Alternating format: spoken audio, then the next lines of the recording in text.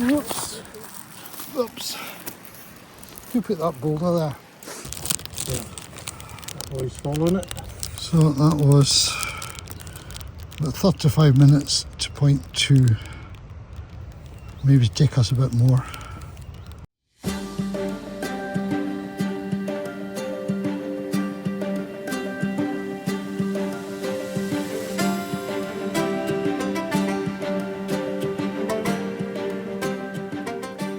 Well, this video is not really a polished item. It's simply a video record of our reconnaissance hike that I did recently, a Recce walk for short. And it's a walk you do to check out the way beforehand, before perhaps doing it with a group, to make sure there aren't any unforeseen items on the walk that would make it a bit difficult or tricky for us to do. So that's what it is. I'll let you see what we did. These are the little notes, video notes that I've taken, and I'll let you see the map of where we went as well. It's just to give you an idea. If you're doing such a thing yourself, these are the kind of things you might do. Just take a little look. I'll point out a few items as we go along. Yeah, if you look on the map, you'll spot these stone structures. They're ruins. There's not much left of them now. Look like dry stone cottages. They are in fact called Shielings, and they are evidence of what's known as transhumance, a term I had never heard before until I looked it up. And transhumance is the business of moving your cattle, all your stock, up from the valleys when the summertime starts, bring them from the valleys and bringing them up to the higher pastures. And usually the family would come up as well, so you'd have these Shielings, or shilling bothies, or shilling huts as they're sometimes called. Those would be filled with the family, and they'd stay there from the 1st of May up until, I don't know when, until it got too cold, I suppose, and then they'd come back down again into the valleys. So they had a summer residence, as it were, up there. So apparently they had no windows, and they were covered with turf and branches, vegetation as a roof, and a door on the south side. So you could examine some of these and see if that's the case, if you can detect a door. I think you will find one or two big slabs, which might indicate a doorstep or maybe a lintel that's fallen down. Yeah, so Shielings, or summer pastures for animals. Yeah, part of this walk is actually in common with a high-level walk. This is a low-level walk that we're doing, but the high-level one is indicated by this pile of stones. This indicates where the high-levelers head off to the right up on their own walk.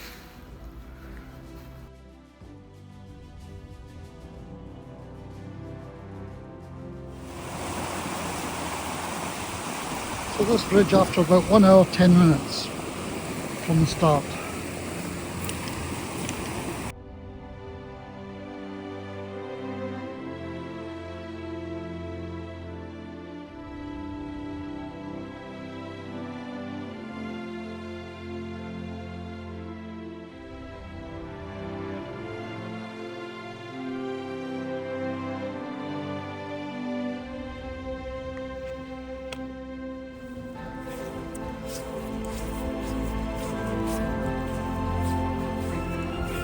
Great, so that's the way onwards, and then Onwards, back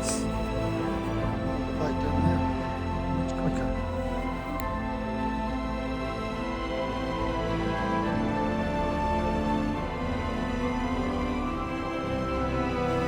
On the way back down, there's a lot of structures like these which you can see on the satellite view on the map. So every stream crossing has got something like this to control the water. But this spillway here is obviously won't dry, but there'll be several more like that down here as we go. But yeah, it just goes to show, there's a surprise. There's another dam, that one there, the one I was looking at earlier, is the one over there, I think, that one there. So the high level, I think they're starting off going up that one, which is it's not as Shron Vor. yeah, it's there. So basically, just after we turn is that where they come down. This point here, hopefully, we'll maybe have a path going to it. Yeah, that's point we 3 on are- mine, isn't it? Just where the burn. Where are we? 2. We're 2. We're so it's just up, after the forest. so it's up there, just Right. where the burn Oh, well. crosses the red line. Right.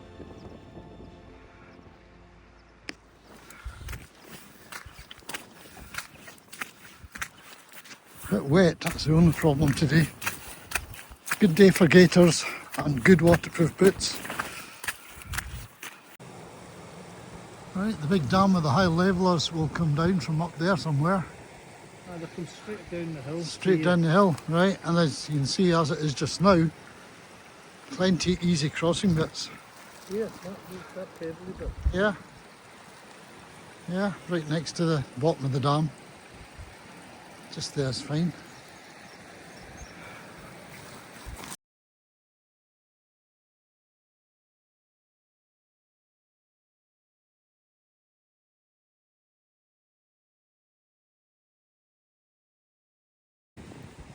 So on the way up, we arrive here at the dam. And the better path is actually up this way to start with. Not the lower one.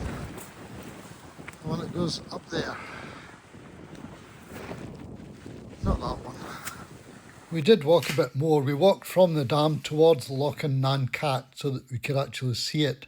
But the terrain was really boggy with numerous peat hags and it wasn't a lot of fun. Added to this, the weather got pretty windy with a little bit of stinging rain.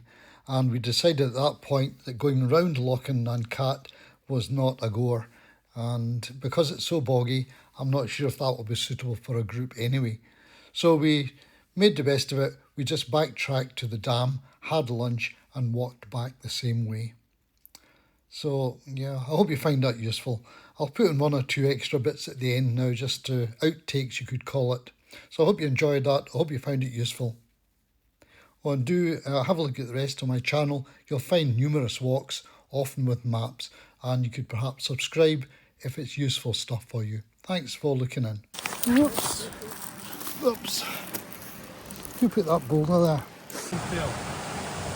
Too near the edge. Yeah, true.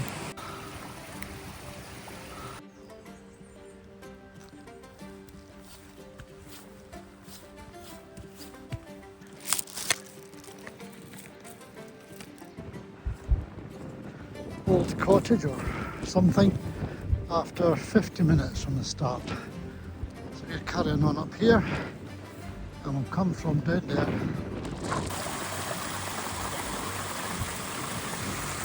Yeah. High walkers. So, Not the high walkers yet. not yet. But see this here. I would take a wee picture. So after this wee bouldering bit, after the boulder bit here, you'll be looking for the high levelers path. One up there a bit. You want a reference? No, you'll have a reference. Aye, a low walk It's is up the same here. as the GPX is spot on.